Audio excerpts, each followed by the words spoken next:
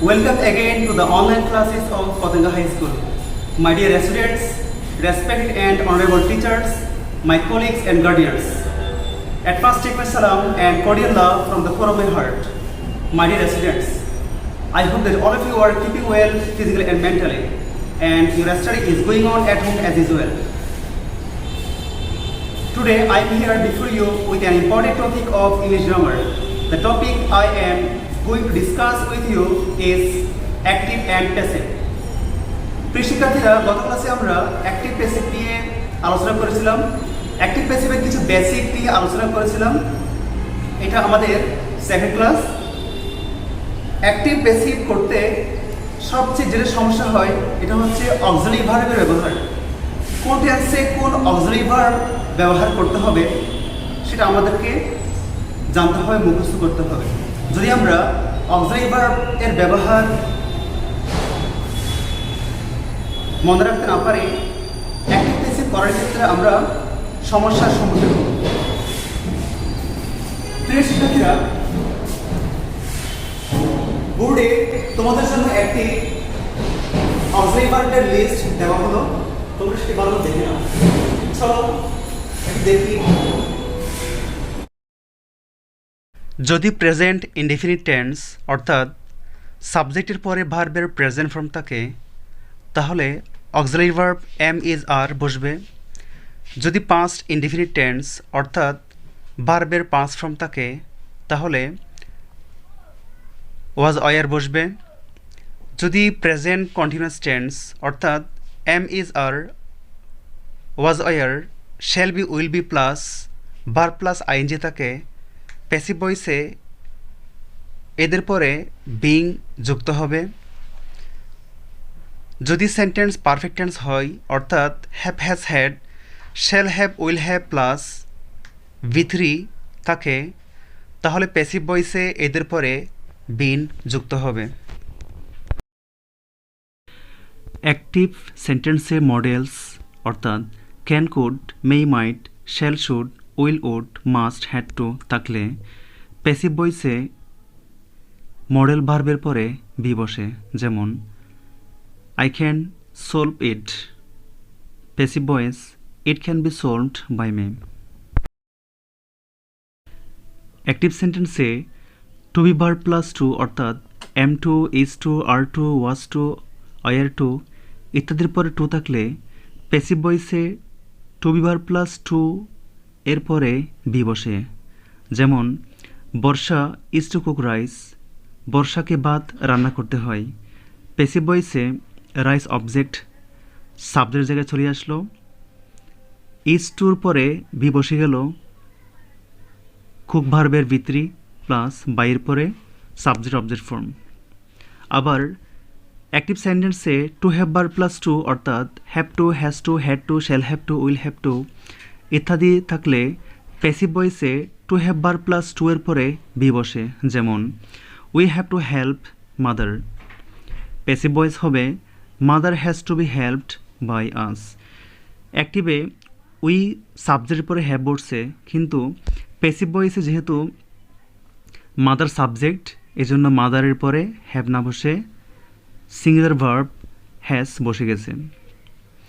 আবার যদি অ্যাক্টিভ সেন্টেন্সে is going to, are going to দ্বারা সেন্টেন্স শুরু হয়, প্যাসিভ ভয়েসে is going to, are going to ইত্যাদির পরে বি বসে প্যাসিভ করা যায়। আজকে আমরা অ্যাক্টিভ প্যাসিভ নিয়ে আরেক কিছু রুলস আলোচনা করব। গত ক্লাসে আমরা বেসিক নিয়ে আলোচনা করেছিলাম। যদি কোনো সেন্টেন্সে দুইটি অবজেক্ট থাকে তাহলে আমরা বেসিক কিভাবে করব? একটা সেন্টেন্স দেখো, যেমন teacher teaches us English, teacher আমাদেরকে ইংরেজি পড়ায়। এই সেন্টেন্সের মধ্যে teacher subject, teaches verb present form, us object one আমাদেরকে কি পড়ান? English object. যদি কোনো সেন্টেন্সে দুটি অবজেক্ট থাকে তাহলে আমরা যে কোনো একটা অবজেক্টকে সাবজেক্টের জায়গায় এনে প্যাসিভ করতে পারি। যেমন এই সেন্টেন্সে টিচার টিচিস আস ইংলিশ। আজকে আমরা যদি সাবজেক্ট জায়গায় এলি তাহলে এটা উই হয়ে যাবে। এক নম্বরে উই, দুই নম্বরে অক্সিলারি ভার্ব প্লাস V3। যেহেতু সেন্টেন্সটি প্রেজেন্ট ইনডিফিনিট টেন্স তাহলে উই এর সাথে আর বসে, আর টিচ ভার্বের V3 কি টট। উই আর টট ইংলিশ, বাইরে পরে কি টিচার কি হয়ে যাবে, অবজেক্ট ফর্ম চলে আসবে। তাহলে অ্যান্সার হলো কি we are taught English by teacher. আমরা যদি ইংলিশ অবজেক্টটাকে সাবজেক্ট হিসেবে এনে প্যাসিভ করতে চাই তাহলে কি হবে, English is taught us by teacher. English subject is auxiliary verb, teacher V3 কি টট, তারপরে আস, কিন্তু বাইরে করে সাবজেক্ট অবজেক্ট টিচার টিচার বসে গেছে। ঠিক আছে। রেফ্লেক্সিভ প্রোনাউন। রেফ্লেক্সিভ প্রোনাউন বলতে আমরা কি বুঝি, সাধারণত কিছু প্রোনাউনের পরে সেলফ যুক্ত হয়। সেলফ, যেমন myself, yourself, himself, herself, itself, oneself, এদের পর সেলফ যুক্ত হয়। আর যদি প্রোনাউন প্লুরাল হয়, বহুবচন হয়, যেমন ourselves, yourselves, themselves, এদের পরে সেলফ যুক্ত হয়, SELVS। ঠিক আছে। নোট করে রাখো, যদি প্রোনাউন সিঙ্গুলার হয় তাহলে সেলফ যুক্ত হবে, যদি প্রোনাউন প্লুরাল হয় তাহলে সেলফ যুক্ত হবে। মনে রাখতে হবে রেফ্লেক্সিভ প্রোনাউন যদি অবজেক্ট হয় তাহলে সেটা সাবজেক্ট হতে পারে না। যেমন a girl killed herself yesterday, একটা মেয়ে গতকাল আত্মহত্যা করলো। এই সেন্টেন্সে a girl সাবজেক্ট, killed ভার্বের past form, that means past indefinite tense, herself এখানে কি অবজেক্ট, রেফ্লেক্সিভ প্রোনাউন। আমরা আগে বলেছিলাম একটা সেন্টেন্স অনেক লম্বা হতে পারে, আমাদের দেখতে হবে সাবজেক্ট, ভার্ব এবং অবজেক্ট কি আমাদেরকে দেখতে হবে। ঠিক আছে। যেহেতু এই সেন্টেন্সে হারসেলফ হচ্ছে কি অবজেক্ট, আমরা হারসেলফ দিয়ে বাক্য শুরু করলে হবে না। যেমন herself was killed a girl, এরকম দিলে হবে না। কারণ কি রেফ্লেক্সিভ প্রোনাউন বা অবজেক্ট কখনো সাবজেক্ট হতে পারে না। এই ধরনের বাক্যকে আমরা যদি প্যাসিভ করতে চাই তাহলে এভাবে করতে হবে। যেমন এ গার্ল কিল্ড ভার্বের পাস্ট ফর্ম, তাহলে টেন্স অনুসারে ওয়াজ কিল্ড হবে, a girl was killed, herself এর পরে বাই হবে, তারপরে কি ইয়েস্টারডে বসতে হবে। আমি আবার বলছি, অ্যান্সার কি হবে, a girl was killed by herself yesterday. ঠিক আছে। একেবারে একটা উদাহরণ দিতে পারি, যেমন আতিফা ফ্যান্স হারসেলফ, আতিফা নিজেকে যে বাতাস করে, আতিফা ফ্যান্স হারসেলফ। তাহলে আমরা দেখতেছি এই সেন্টেন্সটা প্রেজেন্ট ইনডিফিনিট টেন্স, ফ্যান্স। তো প্রেজেন্ট ইনডিফিনিট টেন্সে অক্সিলারি ভার্ব কি বসে, এম এর বসে। তাহলে অ্যান্সার হবে প্যাসিভ হবে, আতিফা ইজ ফ্যান্ড বাই হারসেলফ। আশা করি বুঝতে পারছি। ফ্যাক্টরি অবজেক্ট কাকে বলে আমাদের তা জানতে হবে। বাক্যের অর্থকে সম্পূর্ণ করার জন্য অতিরিক্ত যে অবজেক্টের প্রয়োজন হয় তাকে ফ্যাক্টরি অবজেক্ট বলা হয়। আমি একটা এক্সাম্পল লিখছি, যেমন we made Sheikh Hasina or prime minister. আমরা আমাদের শেখ হাসিনাকে বানিয়েছি। কি বানিয়েছি উল্লেখ নাই। প্রাইম মিনিস্টার প্রধানমন্ত্রী বানিয়েছি, প্রেসিডেন্ট, মিনিস্টার। হ্যাঁ, তাহলে এই সেন্টেন্সের মধ্যে Sheikh Hasina object 1, our prime minister এটা হচ্ছে কি অবজেক্ট 2। দ্যাট মিন্স সাধারণত ফ্যাক্টরি অবজেক্ট প্রথম অবজেক্টের পরেই বসে। তাহলে we made Sheikh Hasina or prime minister, it is the past tense. Past indefinite টেন্সে অক্সিলারি ভার্ব কি বসে, ওয়াজ দেয়ার। যদি আমরা প্যাসিভ করতে চাই তাহলে শেখ হাসিনা আগে চলে আসবে, অবজেক্টের subject form Sheikh Hasina. Made যেহেতু ভার্বের পাস্ট ফর্ম তাহলে ওয়াজ মেড, তারপরে আমার প্রেমিস্টার বাইরে করে subject object form by us হয়ে যাবে। আমরা আর নোট করি, যদি অ্যাক্টিভ সেন্টেন্সে অবজেক্ট জিরান্ট হয় বা পার্টিসিপল হয়, জিরান্ট এবং পার্টিসিপল কি? সাধারণত ভার্ব প্লাস আইএনজি হলো জিরান্ট। একইভাবে ভার্ব প্লাস আইএনজি কি? পার্টিসিপল। কিন্তু জিরান্ট কাজ করে নাউনে আর পার্টিসিপল কাজ করে অ্যাডজেক্টিভে।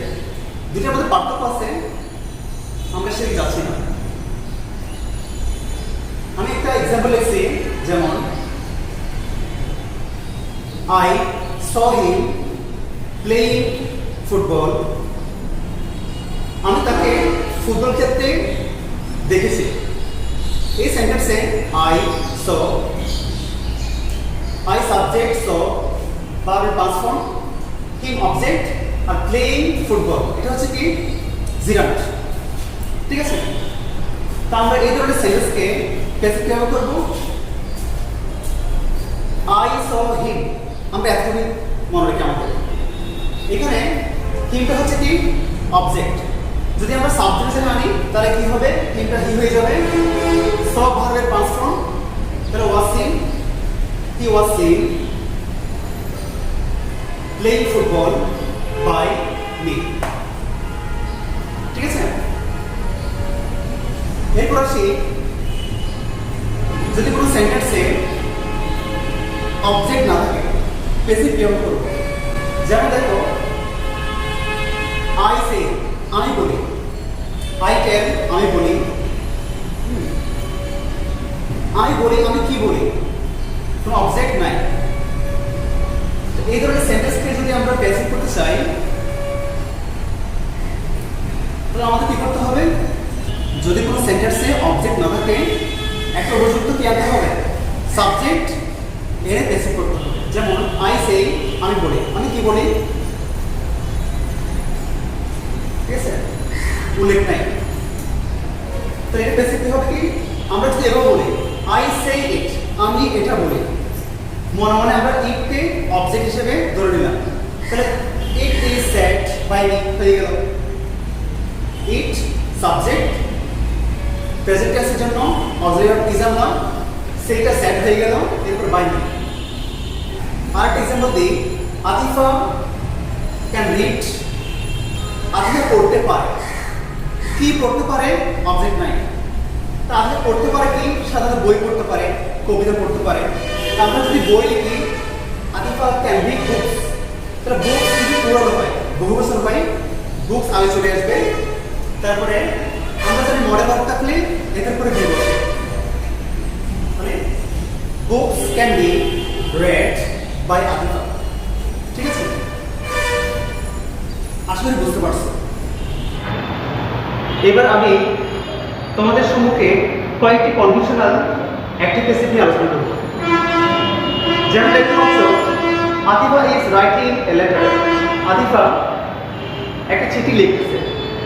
Atifa subject is auxiliary verb, writing main verb, a letter object. Atifa একটা চিঠি লিখতেছে।